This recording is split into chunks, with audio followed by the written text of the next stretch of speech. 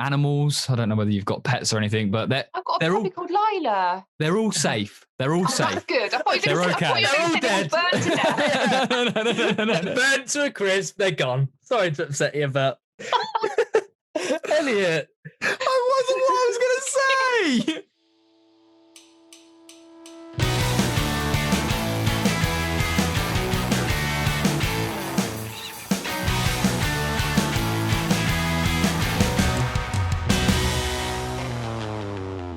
Right then, team. Welcome back. Welcome back to the Scratch Record podcast. Today we are joined by a Twitter indie music guru, an icon. She sports a whopping 37,000 followers, which is pretty unbelievable. She's a host for 2 radio shows at Matlock and Barrel House.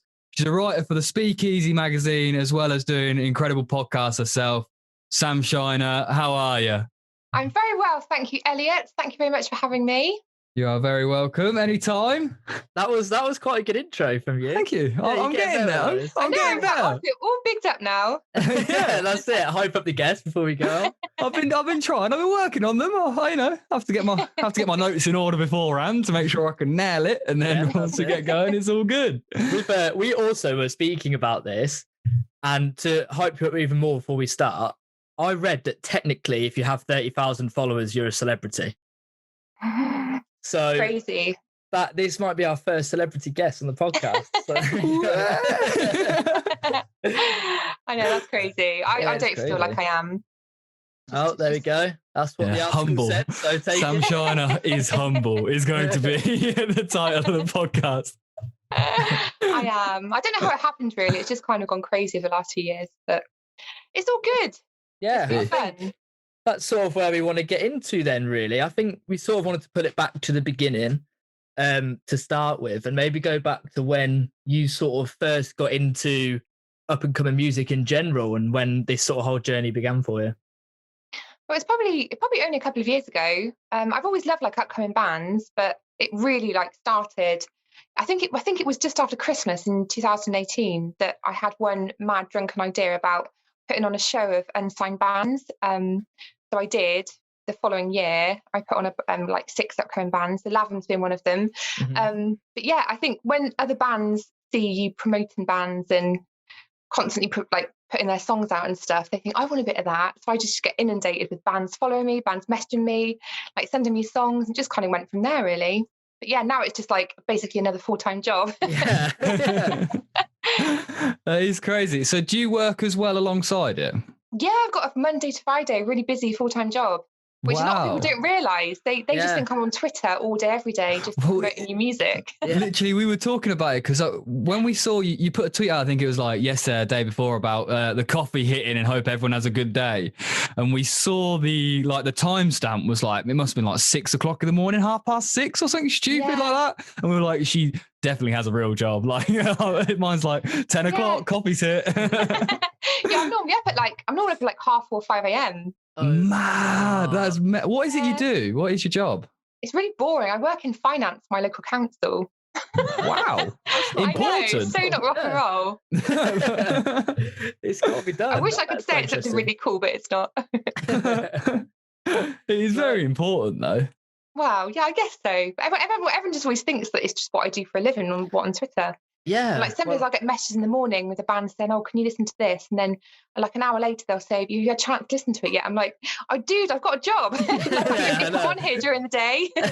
Like I don't really have time to go on Twitter like Monday to Friday during work hours. So most of my evenings, like basically since this whole lockdown started, the majority of my spare time is just spent catching up on social media. I mean, it must be an outrageous amount, because even since we've started doing this and pushing our social media as much as possible, I mean, even we have like 600 followers on Twitter now. We get a lot of music sent to us, a lot of messages, a lot of emails, and it's time consuming. I can't even imagine what it's like with a 37,000 strong following. Like, it must be.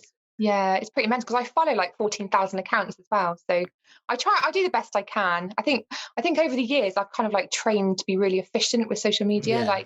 I'm like a speed typer. Like someone sends me a song, or like listen to like a minute of it and then quickly reply and stuff. But obviously doing these radio shows as well, it's a lot of work, because bands will message me, and then I've got to give them my email address, and then they email me, and I've got to download the song, and then it's just all my life basically, all my spare time is spent doing stuff like this. Absolutely. Would you ever want to like move it into being like a full-time job, like whether it be radio hosting or podcasting? Would you like it to kind of end up that way, or are you pretty happy in your 9 to 5? Yeah, I don't know really. I mean, if an opportunity came along, then obviously yes, it'd be great. But I just kind of just go with the flow. Like if an opportunity comes up to do something, I'm normally like, yeah, go for it. I don't rant it really. I just kind of just go with it. Yeah. Well, I probably should have more ambitions, but I'm too busy. I know what you mean. That is it. And it's, if it is a hobby, and that sometimes maybe it could suck the enjoyment out of it a little bit if you had to do it. You can tell the passion's there, because if you finish your job and want to get straight on to plan a radio show, listen to band's music, then I suppose that sort of lets your passion come through for it.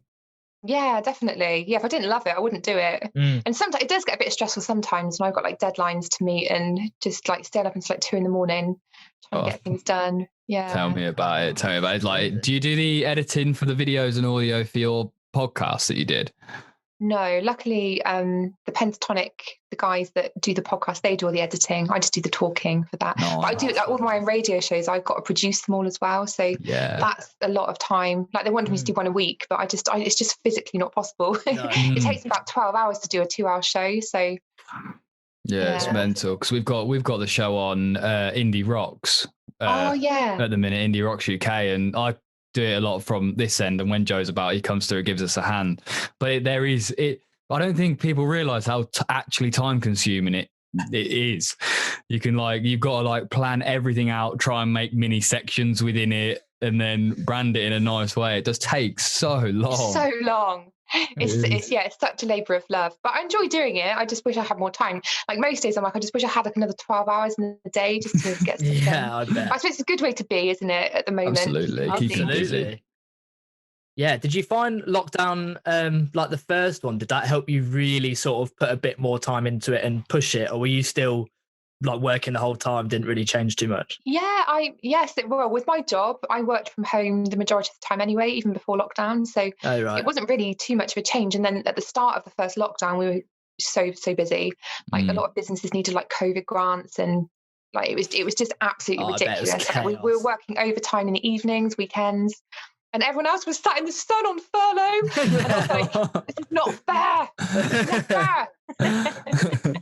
Oh, I bet. Yeah, that's it must have been quite nice to stay busy though, because I think some people enjoyed it for a few weeks and then were like, actually, this is really I think the boring. novelty would wear off, wouldn't it? But I think the weather was lovely, wasn't it, first lockdown? I think that obviously I'm grateful that I've been able to work, but at the same time, my friend, he runs a construction site, and he didn't go back to work until September last year. Wow. So he had 6 months off, and he still got loads of money for a bonus. I'm like, you've got a bonus. It's like, you hadn't even done anything. He'd messaged saying, I'm really bored. I'm like, you send me you're bored one more time.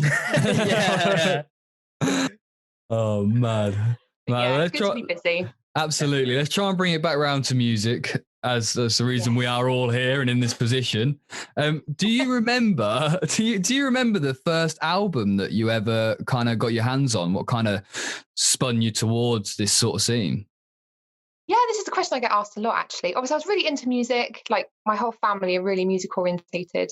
But the first band that there's always an album, isn't there? When the pen drops and you're like, this is going to be my life now. It was Libertines' debut album, At the Bracket. Oh, nice. Good one. That's a good one. It was the first. I've got them tattooed on me when I was 16. Oh, wow. I like that. That is really sick. But yeah, so Libertines was the band that kind of just changed music for me. Oh, see, that's quite nice, because we've had quite a few classics spoken about, and Stone Roses and Oasis, but Libertines is a little bit of a different one. But I agree. Yeah. I mean, I think we fell in love with them from Anthems to Doomed Youth, didn't we? Because we were in school. I remember being in school and that coming out and being like, whoa, this is something. That shows the age gap here. I remember in school and At the Bracket came out. We were quite old. It was probably sixth form, it was sixth form. We were 17, 18 when that came out, I think. Yeah, it's a good album. It's a brilliant album. Band. The Libertines are a superb band. They are so good. They're so good. Yeah, I've got a Libertines jacket. Have you? Have you? Yeah, I went to this festival they were playing, and I had like access all areas. Like the person I was with, we got access. So I spent the day with Libertines, and then I got a free. They gave me a Libertines jacket, and it literally like smells of BO, and it's covered in like sweat stains inside. Brilliant. It's class. Yeah, That's It's on my mental. wall upstairs. That's so sick. Well, that's you're really into your band t-shirts, aren't you? Yeah, I am. So I'm doing a Banty challenge this year. Yeah, I'm I've going to been wear a seeing different that. T-shirt every day of the year. That is Where do you keep them all? I've got like those vacuum pack things. There's loads, the ones where you suck all the air out. So I've got to get those all open at some point this year. I still need like about 90 to do it. So. That's great. Wow. Do you have one that's your favourite? Don't know. Oh, that's it. You can't pick favourites. No, I can't. It depends on my mood. Yeah. I like that. Yeah, fair enough. Has there been, because I'm very much into, I like collect trainers and shoes and stuff. That's kind of like my area. And there's a pair that's always like the holy grail that hard to get hold of that you really want. Is there a t-shirt for you in like the band t-shirt that you've seen, but they're like just gold dust? I don't think there's any rare ones, but one of the bands that you asked me to mention earlier, so Skylights from Leeds, they did this. It's like designed as like a football shirt, like the same kind of like silk material, but like with my name on the back. Like it was a commission when they just sent it to me for free, and it's honestly so nice. That is my most prized band t-shirt. It's just so special, and that they did it for me as well. It's just so nice. That's brilliant. That is really nice. I bet you get a lot of support and like sent free stuff and sent stuff from these bands, because the exposure you're giving them is mental. So they must be quite grateful. Yeah, I mean that's kind of the reason why I'm doing this. Really, I got sent so many band t-shirts last year, and I'm just like, well, what can I like? How can I like? Some days, like I have to apologise to my postman because he's always turned up with like t-shirt bundles, and I have to say to him like, oh, and I told him the other day I was like, I'm doing a band t-shirt challenge, so expect like a lot of these. But yeah, no, I do get sent a lot, and it's nice to give something back as well. Yeah, gotcha. Give them a little boost. So along the same sort of vein as Libertines, was there a specific up and coming band that you heard that you thought, I'm going to put more focus into sort of smaller bands? Oh, what, like back in the day? Yeah, or just like even. There is actually. Have you ever heard of a band called Blood Red Shoes? No, I haven't. No. So it's like a guy and a girl. They're called Blood Red Shoes. So I think it was read in 2010. Me and my brother were walking past this tent, and we heard Blood Red Shoes playing. We were like, oh my God, they sound absolutely amazing. So we went in and watched them. And then from that day, we literally like followed them around. But I've always made it a point to always watch the support bands as well. Like I saw Slaves supporting Blood Red Shoes at a gig once. Wow. Oh, wow. Before Slaves got big. That's so sick. That's so sick. So you've always been into going to live music, and is that a big, massive passion for you? Yeah, it's been a really tough year. Like I'm normally going to at least one a week. Yeah, I love it. That's so. What's the best up and coming band you've seen on like a lineup? Was Slaves up there one of the best ones, or what have you seen that's up and coming that you've thought, cool, these are very, very good? Well, I'll have to say the gig that I put on, because obviously I had the Lavums there, before they took off.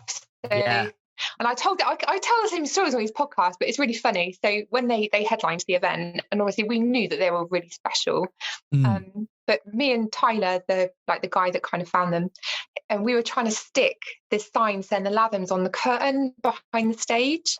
Yeah. And as they were performing, we stood there, and he was like, the sign, and it was gradually peeling off away from the curtain. And we were like, oh my God, this is so cringe. But yeah, so I think that's for me, it's such a big claim to fame. One of the first shows ever played was my show. But it's been incredible. I think we could get maybe further into that gig that you put on, because we're both really intrigued about that. And I remember it sort of happening and seeing it on Twitch at the time, but I couldn't remember who was on it. So we went back and looked, and it was City Lights, Callow Youth, Lathams, and I was like, even now, not that long after, those bands are I was like, what a lineup that is. But... I know. It was such a great night. But yeah, it was just this crazy idea that I had. I was like, does anyone want to come play at this random event? And it was in Coventry, so none of the bands are from Coventry. So when I phoned Coventry Empire to ask if what the prices were and stuff, because I've never done it before, this guy called Dave, I reckon he hated me because I was just phoning him all the time. And he said, yeah, but none of the bands are from Coventry. And I was like, guess so. And he was like, I think because I was so enthusiastic, I think he was like, oh, for God's sake, just to get off my case. Right, Just do you it. can do it. Definitely. Yeah. It was really good. Why It was a did good experience. Why did Coventry Empire grab you? Did you just like the venue, or was it just? Honestly, like retrospectively, I don't know.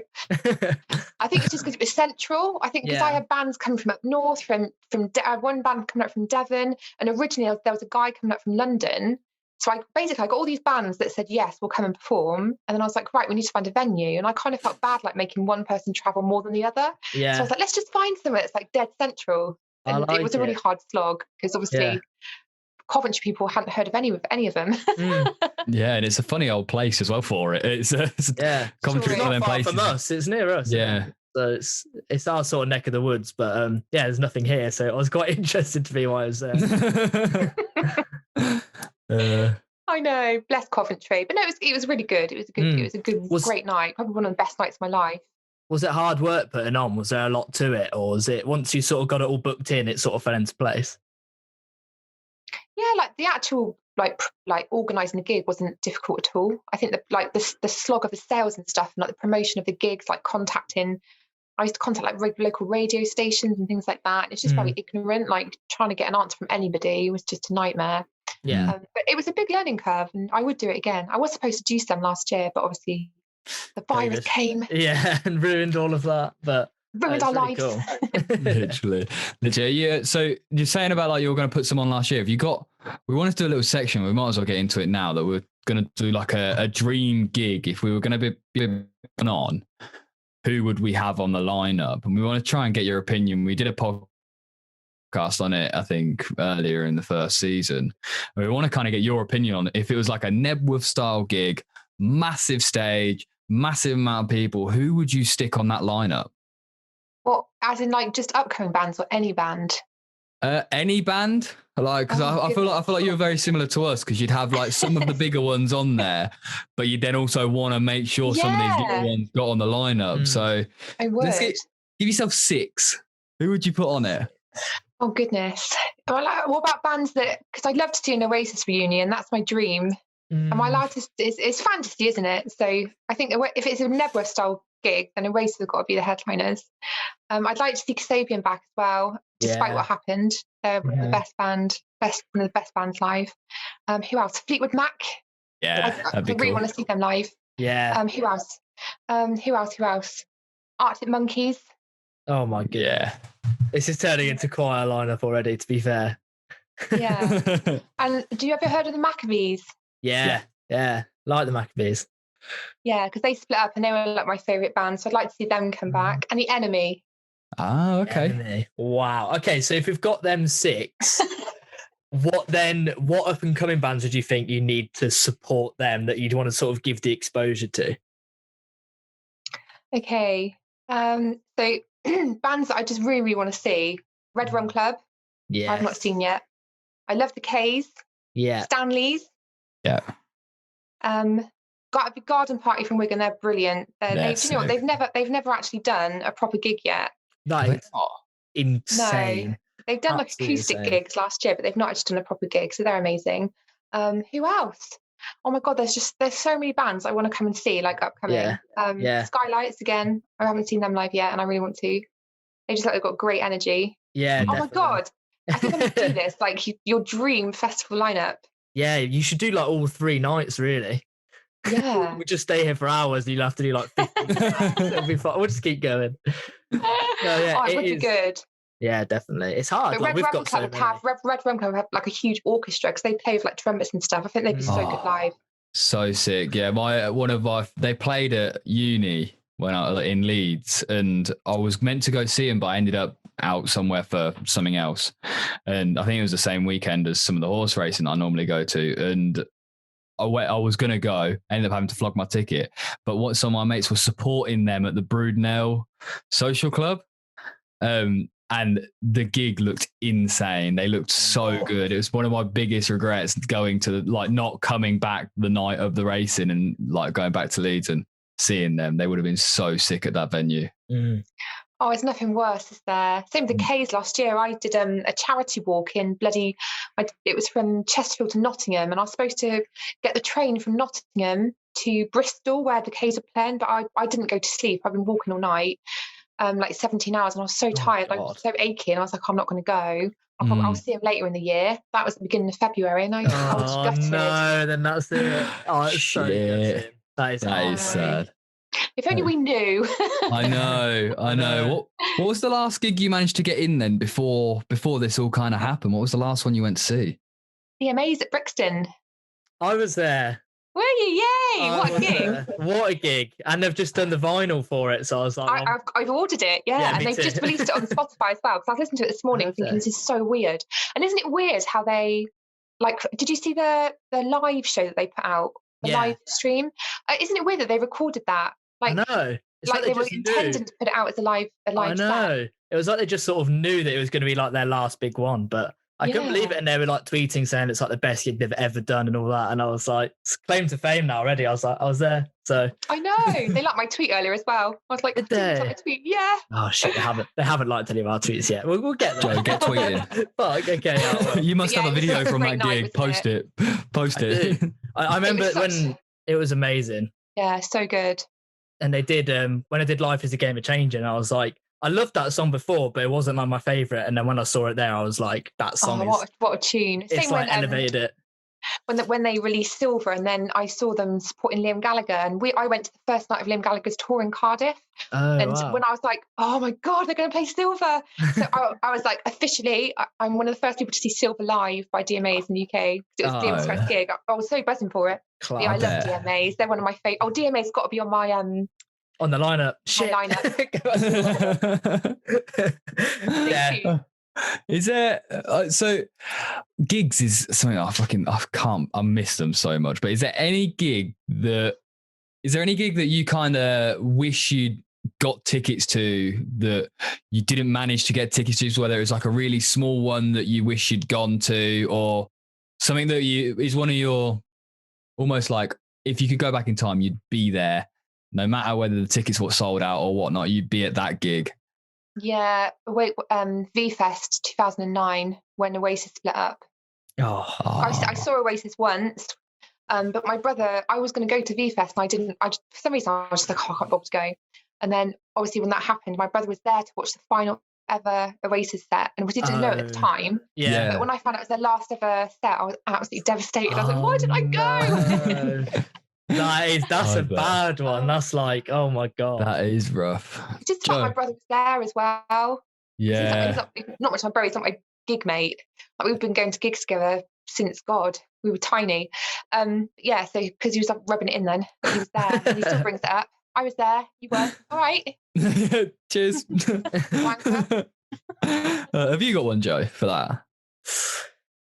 It's a good question. I feel like I have, but off the top of my head, that's a really difficult one.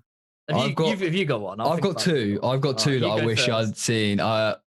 Bowie at Glastonbury the first time round when he played Pyramid Stage, and there's a couple of little clips of it, and there's like a sound bite from it, and it sounded incredible.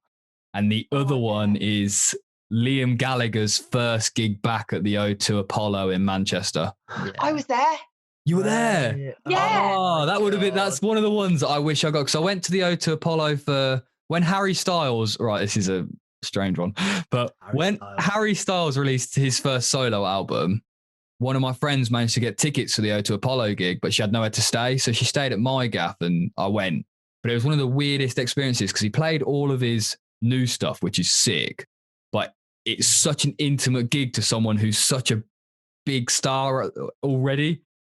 So I think the Liam Gallagher, I think, would have been, mega. That was his first comeback gig. I think that's Yeah. I paid £350 for 2 tickets, and we were up so high. Oh my god. Yeah, but I was like, I'm not missing it for the world. It's worth I'm it. going to be there. Wow. Liam Gallagher was like a little, right in the stores. Yeah, a little dot, but I could barely hear him, but I was there. It's a brilliant venue, though, the Apollo is. I really enjoy that. I really love that venue. Yeah, it's good. I think the one that I had tickets to and ended up selling and not going was Cortina's gig at Heaton Park in 19. 2019.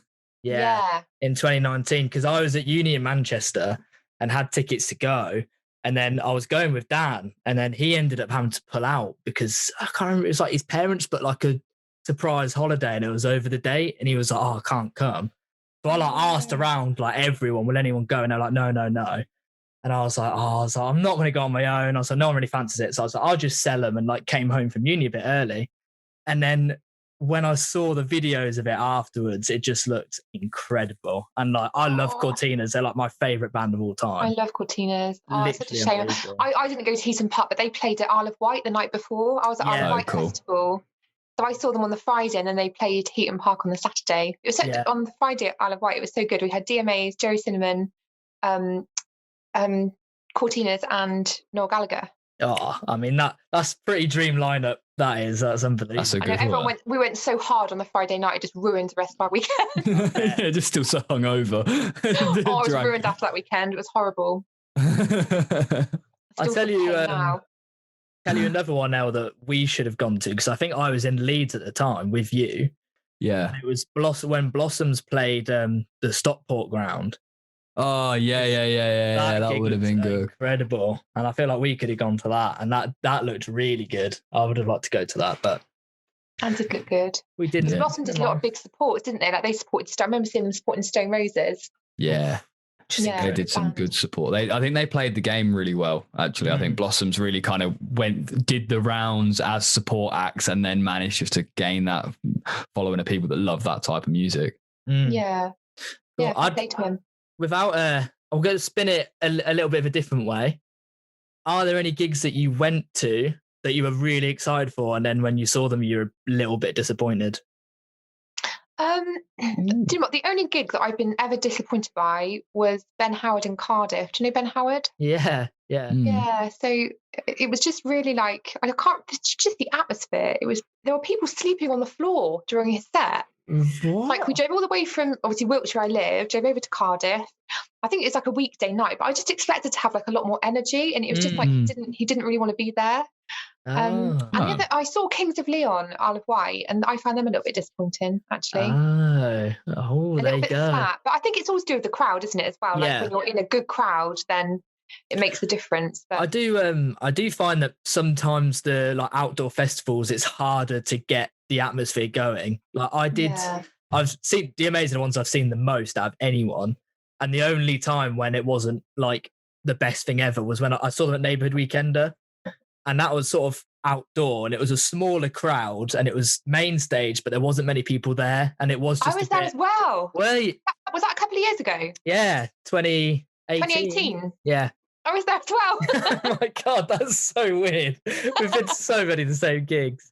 Yeah, that week because Did you get stuck in Warrington?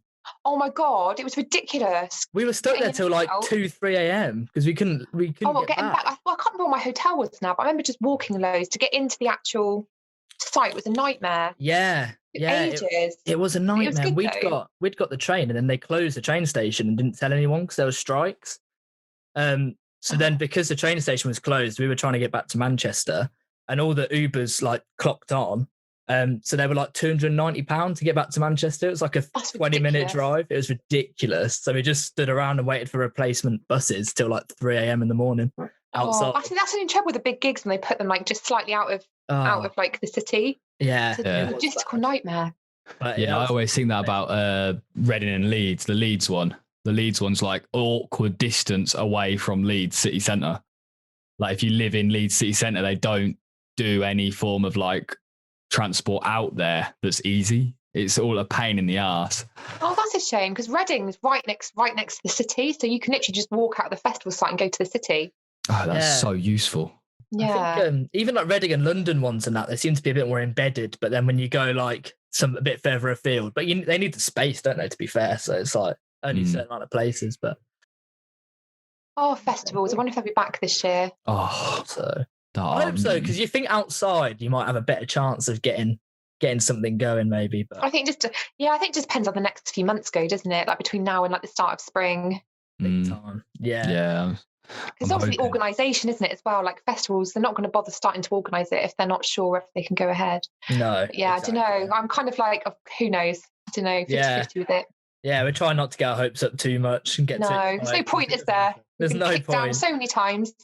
I mean, just don't hope for anything now.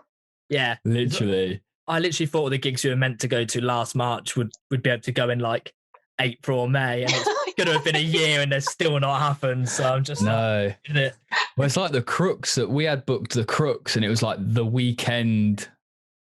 The weekend. The weekend. Was it like Bank Holiday May? Yeah. No, earlier than that. Earlier. It was a bit like March. Yeah. In Sheffield, weren't it? Yeah. So we were meant to go to the one I think it was the Lead Mill or something. And then they changed it to then, I think it might have been Bank Holiday May. And then they have rearranged it again and then rearranged it again. It's been rearranged 4 times. And I was like, oh, no. It's so disappointing. It is. And I feel so sorry for bands. There's a lot of bands that I've spoken to. They're not even bothering to organise anything at the moment because they just think, well, what's the point if we're just going to postpone it?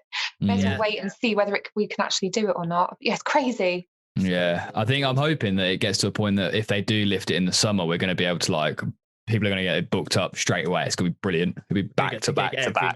Yeah. It's so sick. I hope sleep for months. I've said, as soon as this is lifted, I'm going on a year-long bender. It's going to be a year of, I forget, it's going to be wild. The only memories I'm going to have are from photos and videos. Oh, yeah. It's going to be so nice and it's get things back to normal again. Yeah, absolutely. It is. Absolutely. Crazy. Elle, did you want to move on to another little section? Yeah, should we get the scenario section going? Go on then, you like this. This is why we asked you about 4 bands. This is a section that Elliot's come up with for this new series. And to be fair, it's gone down very well with previous guests. So I've let him keep it, but I don't know what he's gonna say. So I'm a little bit it's been a little bit of a worry for me, but so I'm going to give you a scenario. We asked you earlier for 4 bands that you're kind of friendly with, that you kind of know the most about, that sort of vibe. I'm going to give you some scenarios, and in these scenarios, you have to pick one of the 4 people you've given us to help you out with what's going on. Okay.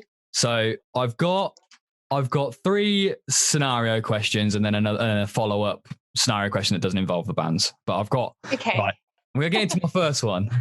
The first one that I've got... I'm leaning forward. I've got to make sure I can read my paper. So the first one, you've been stranded on a desert island, and all you have on this desert island is a record player and a hammer. You need to be able to have someone with you that helps you with what music's going to be played, as well as help you survive and kind of build this sort of survival thing. I don't know where I was going with that last little bit. So they've got to help you build the shelter and help you pick what music to listen to. Okay. Is that it? Because I'm trying to remember who I picked now. Hold on. Oh, so who you've got? Okay, I'll read. Yeah, I just yeah. So I think I'm going to go Reverend and the Makers. Reverend and the Makers. So out of Skylight's Garden Party, Hayley and Reverend and the Makers. Yeah, I'll go Reverend and the Makers. Yeah. Okie dokie. Any reason? Yeah. Any reason why? I don't know. Just experience.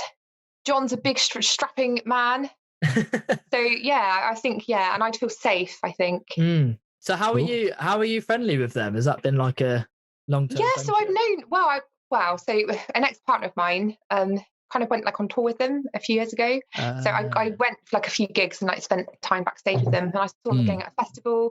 And yeah, I don't know, they're just really lovely. So I think just like people that I've met personally. Oh, cool. I like that. Cool. So the second scenario question. It's 1942. We're in the middle of World War II. A Nazi plane has crash landed in your land. It has crashed, but the pilot has survived. The British military can't get there in time to be able to capture the unwanted guest that you have. Who are you ringing to help capture and restrain this Nazi? Skylights. Skylights. Yeah. Any reason They're why? hard as nails. Hard as nails. I like that. Yeah. The boys from Warranted. Leeds would sort you out, definitely. I like that. No offense, garden party or Hayley Mary. Yeah. Not that you're not capable of helping dealing with this now. I just think skylights are the best. So, and my last one is you have been given an old stone house. It's a lovely, picturesque stone house in the middle of nowhere. The only problem with this house is that it's haunted. Okay, so you know nothing about the last people that lived there or anything like that, but you have to hold a seance to be able to sort out the ghosts. Who are you having out of that selection of people that's going to help you clear the house, sage it out, make it all good? Hayley Mary, all the way. Oh, really? Do you know Hayley Mary? No. No, I don't actually. She's from Australia, but do you know who her boyfriend is? No. Johnny Took from DMAs.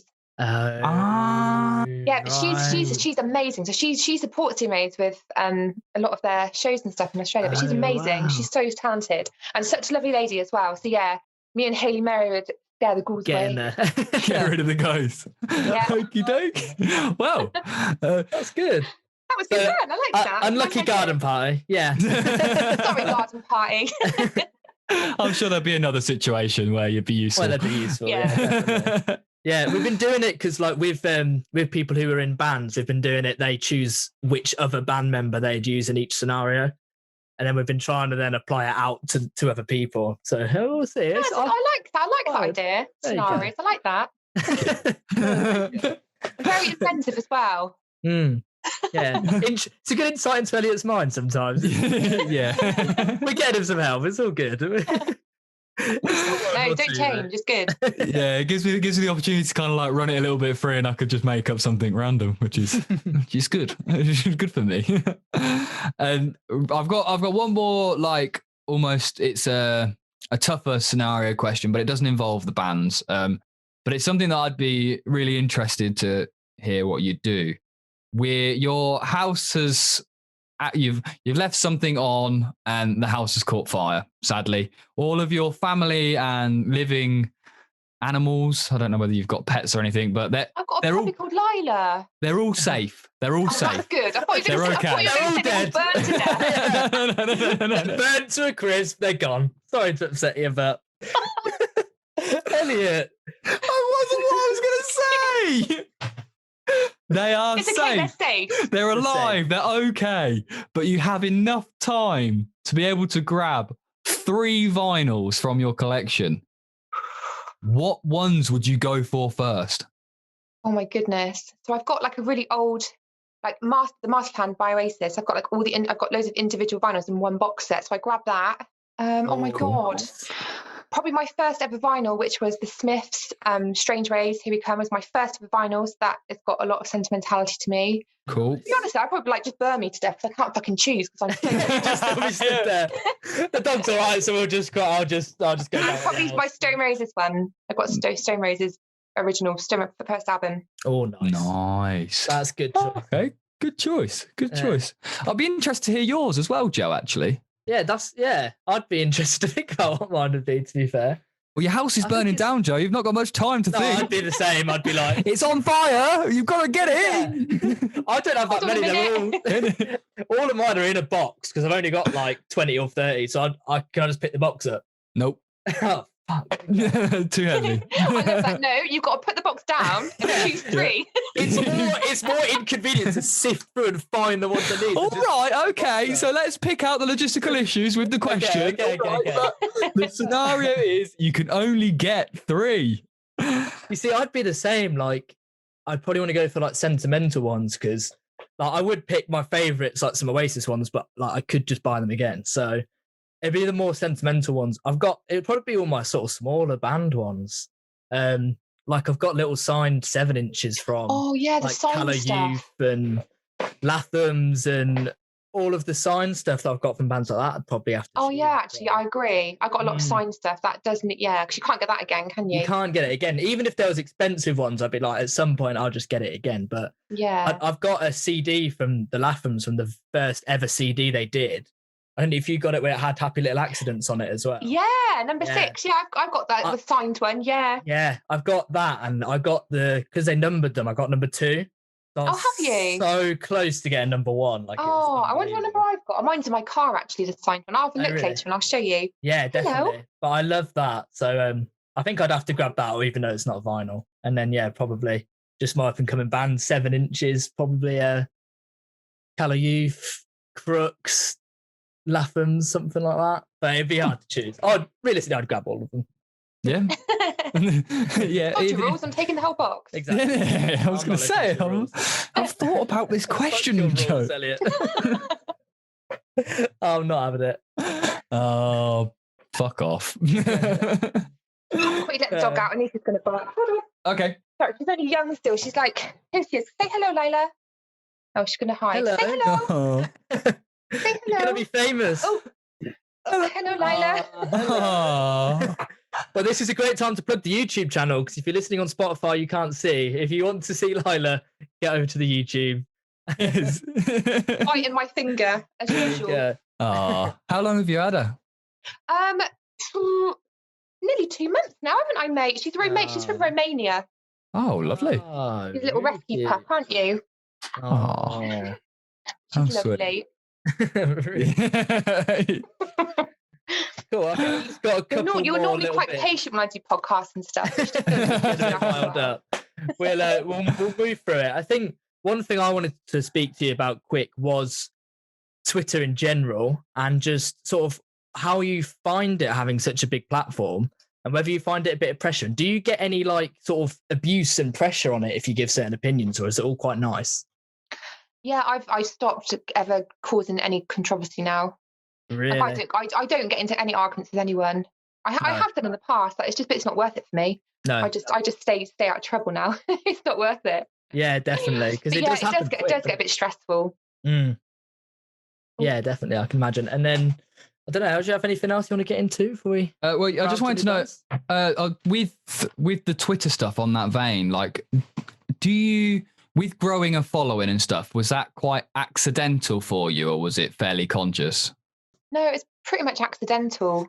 This story comes up as well. So probably a couple of years ago, I just had a viral video of me downing a pint, and it had 1.6 million views. And I remember I was driving down to Devon to see my dad that same day, and I remember turning up and I was like, oh my god, my phone is about to explode. So I just turned my phone off the weekend. I was like, Jesus, what?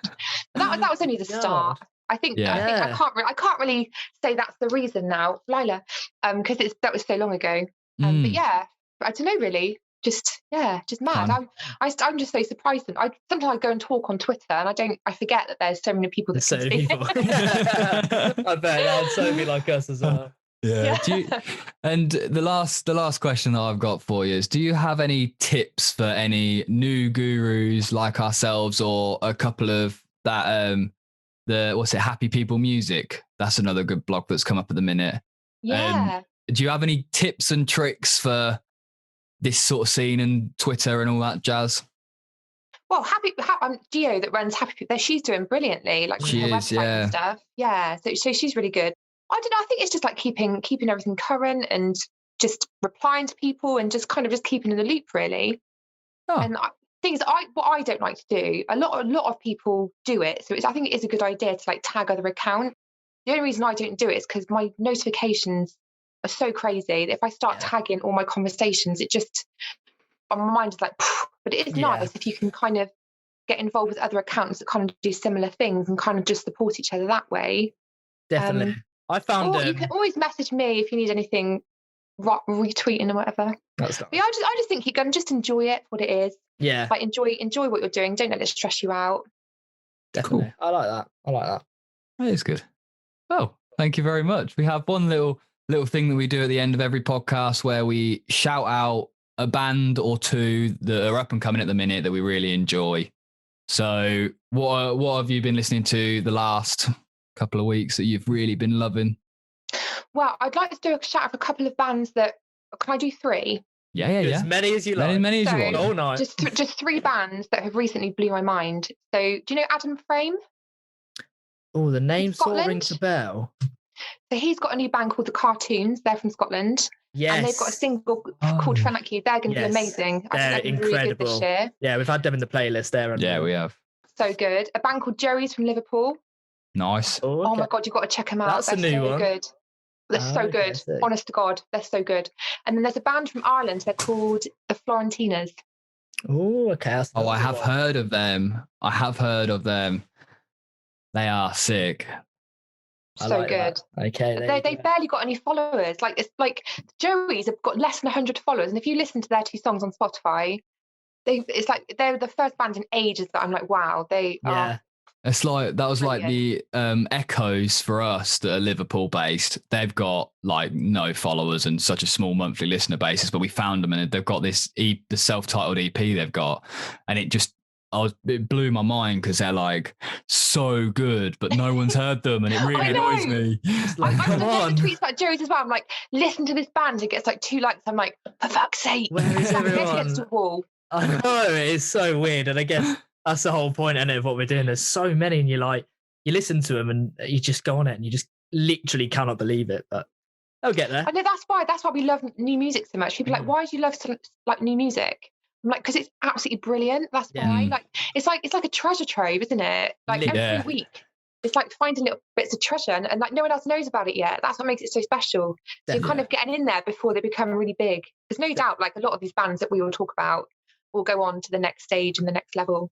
Absolutely. Yeah, because I feel like I can feel a bit of I don't know whether it's because we're more in the industry now, but I could feel it kind of coming that the type of music that we listen to, it's on the up again. I feel like with the like Idols and Sports Team and all that getting #1 albums, it's kind of, I think, starting to come back through. Yeah, I feel it too. The revolution. It is. The revolution will not be televised. It is. I feel a new music revolution coming on. I just think, I think people still aren't really utilising like Spotify and things like that as they should. They kind of listen to the same old artists, and I'm like, just, if you listen to like an hour of music a day, that's why I put together these playlists and stuff. Like and I've got so many people onto like my playlist, and they're like, "Oh, this band are actually really good." I'm like, I don't just lie. I wouldn't just say these bands are absolutely brilliant, but in actual fact, they're shit. That's just terrible. It's just funny watching people listen to them, and you're like, they're not even any good. Definitely. I think especially for people who are fans of like Oasis and Stone Roses, but have never listened to, the Crooks, and you're like, what? Like, there's basically just a band that are like getting to that sort of quality that you've never heard of. Like, come on, get on it. Exactly, like guitar anthems. I think like a lot of bands, they're bringing the guitar anthems back. Yeah, sure. Definitely, it's coming, baby. It's coming. It is indeed. Joe, who's your artist for this week? What you got? I wanted to talk about M60 quick. Yes. I don't know if you've heard of them, because they released Ashtray like a week ago now. Yeah. And that I listened to a few of their songs before, and I was like, they're really good, and had them in a few mega days. And then that Ashtray song came, and I was like, oh, they've taken it to like a different level with that release. And all the artwork looked really sick, and they pushed it really well, and it's doing really well, but it definitely could get more. So Ashtray by M60 is one I'd like to shout out. Cool. I've got 2. Oh, bloody I've got 2. I'm going to treat myself. I've got the first one that I found was Small Print, all one word. They've got a track called More Than Friends, which is very sick, very similar to the Novax track that I put into the playlist a few weeks ago, and it's very similar to that. It's got that Catfish in the Bottom and feel, but with a different twang to it. It's nice. And they're good. They're really sick. I think it actually might be their only single.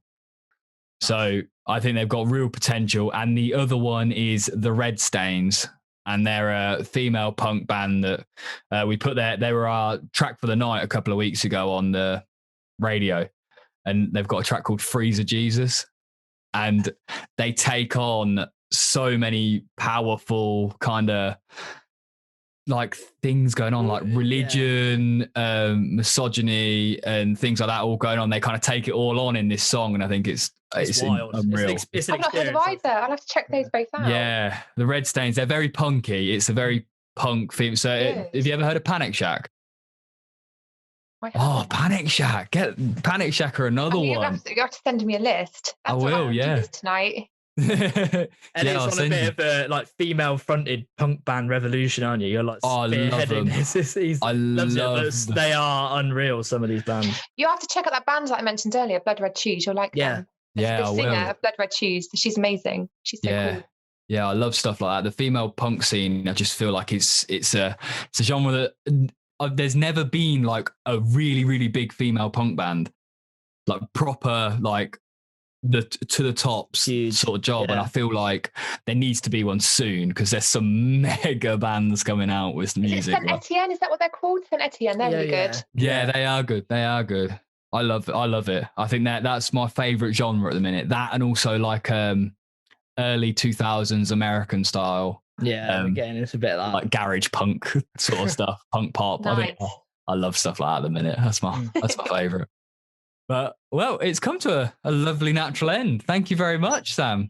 You're very welcome. Thank you so much for having me. It's massively appreciated. I think we definitely were looking for bigger guests of the season. I was like, we have to get Sam Shiner on because it's like, yeah, definitely sort of the fronting this sort of industry, I think, on Twitter and that. So yeah, we massively appreciate it. Oh, it's my pleasure. Absolutely. I've got nothing better to do, funny enough. No, it's a pleasure. I love doing stuff like this. Yeah, it's class. It's been good. You know, have you got anything that's in the works at the minute you'd like to shout out that you're creating?